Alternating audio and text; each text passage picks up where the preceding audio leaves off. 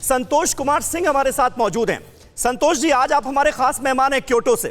ये बताइए कि आज का ये दौरा आपके नजर में कितना अहम, और क्योटो से सीख लेते हुए काशी के डेवलपमेंट की जो आधारशिला 2015 में रखी गई थी, आज वो किस तरह से अपने मुकाम पर आगे बढ़ती हुई नजर आ रही है आपको?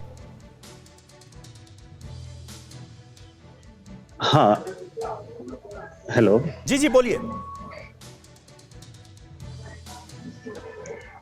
हेलो बोलिए बोलिए संतोष जी, आपकी आवाज बिल्कुल आ रही है, साफ आ रही है। अच्छा, देखिए, जब माननीय प्रधानमंत्री शिंजो अबे जी काशी के दौरे पे गए थे तो गंगा जी की आरती में सम्मिलित हुए। उस क्षण का गवाह मैं भी हूँ। तो उनकी आंखों में जो खुशी थी और उन्होंने जो एक सौगात दी, वो आज फलीभूत होकर के रुद्राक्ष जनता जनार्दन के सामने उपस्थित है, और ये जापान के लोगों की तरफ से उपहार है। इससे बड़ी खुशी फिलहाल एक काशीवासी होने के नाते और क्योतो में रहते हुए मुझे काफी खुशी है। इससे ज्यादा शायद कहना अतिशयोक्ति होगी। क्योंकि क्योटो भी जो है वो भी एक सांस्कृतिक नगरी है, वो भी एक कल्चरल स्टेट है। ऐसे में जाहिर है जो प्रेरणा ली गई कि क्योटो की तर्ज पर काशी का विकास हो, यानी सांस्कृतिक विरासत को भी समेट कर रखा जाए और डेवलपमेंट भी हो, नई नई टेक्नोलॉजी का प्रयोग भी काशी में नजर आए। क्योटो में ऐसा क्या है जिससे और ज्यादा एग्जाम्पल लेते हुए आगे बढ़ने की कोशिश की जानी चाहिए? क्योंकि आप वहीं से हमारे साथ लाइव हैं, आप बेहतर बता सकते हैं।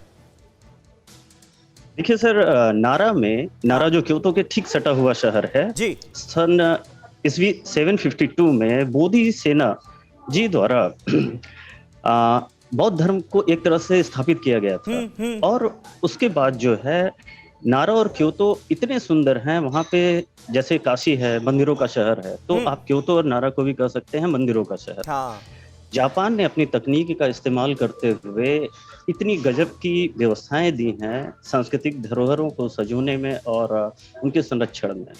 तो हमें लगता है कि काशी को और पूरे हिंदुस्तान को जापान से संरक्षण जो है, हमारे पुरातात्विक स्थल मंदिर, इनको सजोए रखने के लिए जापान से तकनीकी आदान प्रदान बहुत ही जरूरी है, और रुद्राक्ष इसमें एक अहम भूमि निभा सकता है। बिल्कुल। प्रोफेसर पुष्पेश पंत हमारे साथ मौजूद हैं। प्रोफेसर पंत, वो एक पुरानी सेइंग याद आती है कि चलो मैं और तुम हम होकर बनारस हो जाएं, तो ये कुछ वैसा ही होता हुआ नजर आ रहा है क्या, जापान का क्योटो और उसकी तर्ज पर काशी का विकास? हम लोग जापान के साथ जो हमारे सांस्कृतिक संबंध है, खासकर बनारस के बौद्ध धर्म के कारण, सारनाथ के पड़ोस के कारण, वो अपनी जगह पर है। मगर मुझे लगता है कि हम तुम और बनारसी होने के लिए हमको निश्चित रूप से किसी विदेशी शहर को सहोदरी बनाने की जरूरत नहीं है। मुझे लगता है कि हम लोग निश्चित रूप से आभारी हैं कि जापानी टेक्निक से उत्कृष्ट कन्वेंशन सेंटर रुद्राक्ष का निर्माण यहाँ संभव हुआ है।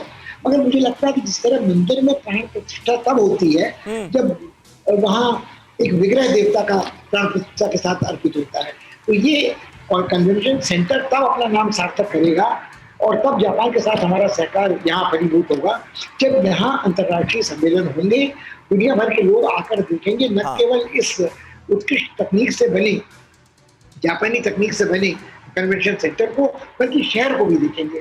और संतोष भाई क्योटो से बहुत सही बात कह रहे थे कि जापान ने अपनी परंपरा को जिस तरह अक्षत रखा है टेक्नोलॉजी के विकास के लिए, शायद उसकी प्रतीक्षा बनारस वासी भी कर रहे हैं। क्योंकि जितने प्रयोग बनारस में हुए हैं, बनारस में भी इस कन्वेंशन सेंटर के बनने के पहले भी तकनीक के कई उदाहरण थे।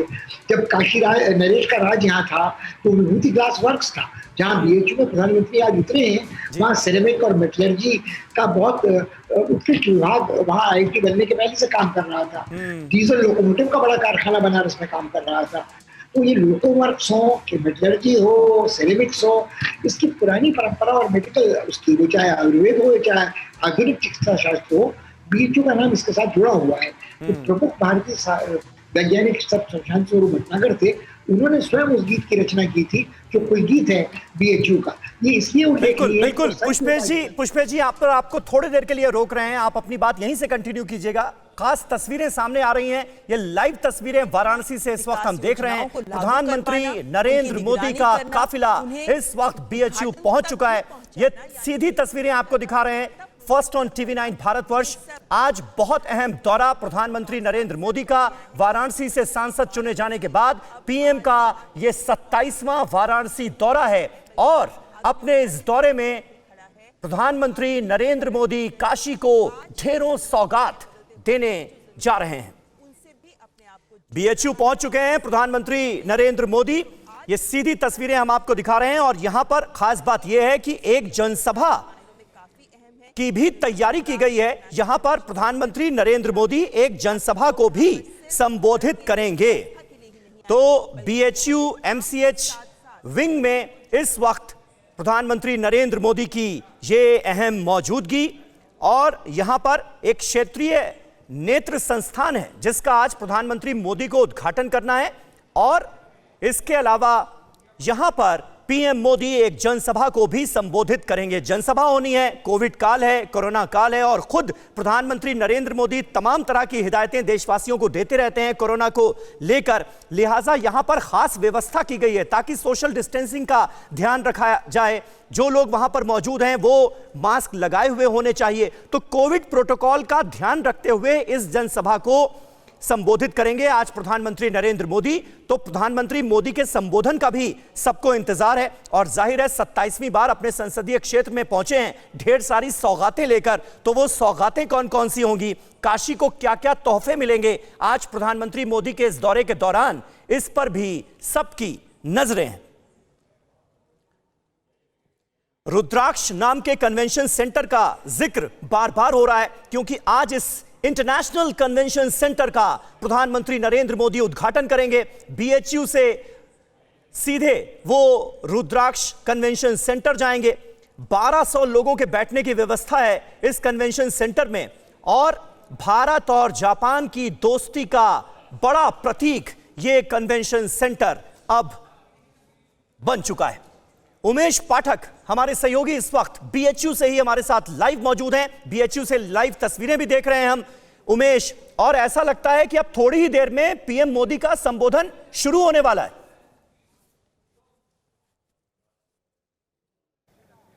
जी समीर, मैं बताना चाहूँगा बमुश्किल 10 मिनट का वक्त और है जब उनका संबोधन शुरू होगा। और संबोधन की खास बात यह है कि मैं आपको बताना चाहूँगा कि जो 5000 लोग यहाँ पर बुलाए गए हैं वो अलग अलग क्षेत्रों से हैं, अलग अलग तबके से हैं और साथ ही सोशल डिस्टेंसिंग का ख्याल रखते हुए, कोविड प्रोटोकॉल का पालन करते हुए ये सभा हो रही है।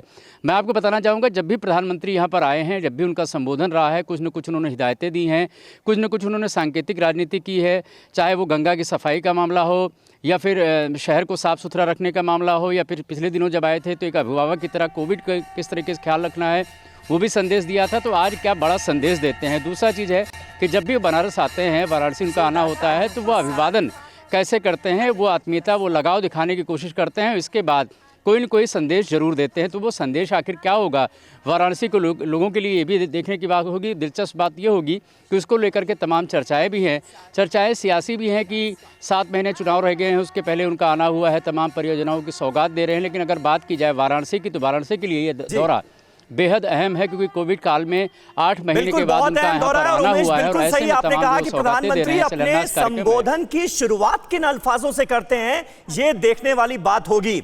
अड़ी सोमवार से शुक्रवार शाम 6 बजे सिर्फ टीवी9 भारतवर्ष पर।